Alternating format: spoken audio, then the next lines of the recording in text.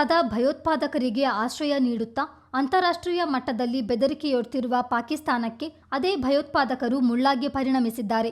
ಕರಾಚಿಯ Pakistan rangers ಪ್ರಾಂತೀಯ ಕಚೇರಿ ಮೇಲೆ ಭಯೋತ್ಪಾದಕರು ಶನಿವಾರ ರಾತ್ರಿ ದಾಳಿ ನಡೆಸಿದ್ದು 6 ಮಂದಿ ಉಗ್ರರು ಮತ್ತು 4 ಯೋಧರು ಸಾವನ್ನಪ್ಪಿದ್ದಾರೆ. ಸ್ಫೋಟಕ ತುಂಬಿದ ವಾಹನವನ್ನು ಮುಖ್ಯದ್ವಾರಕ್ಕೆ ನುಗ್ಗಿಸಿ ದಾಳಿ ಮಾಡಲಾಗಿದೆ. ಕರಾಚಿ ನಗರದ ಇತರೆಡೆಯೂ ಗುಂಡಿನ ಚಕಮಕಿ ನಡೆದಿದೆ ಎಂದು ಮೂಲಗಳು ತಿಳಿಸಿವೆ.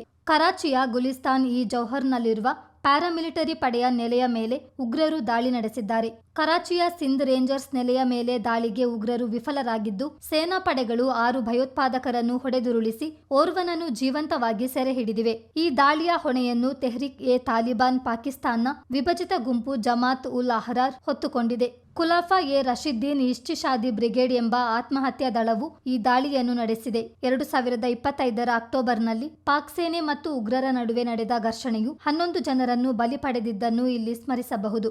ಭಾರತದ ವಿರುದ್ಧ ಭಯೋತ್ಪಾದನೆಗೆ ಕುಮ್ಮಕ್ಕು ನೀಡುತ್ತಿರುವ ಪಾಕಿಸ್ತಾನ ಇದೀಗ ಅದೇ ಭಯೋತ್ಪಾದನೆಗೆ ಬಲಿಪಶುವಾಗ್ತಿದೆ. ಬ್ಯೂರೋ ರಿಪೋರ್ಟ್, ಚಿತ್ತಾರ ನ್ಯೂಸ್.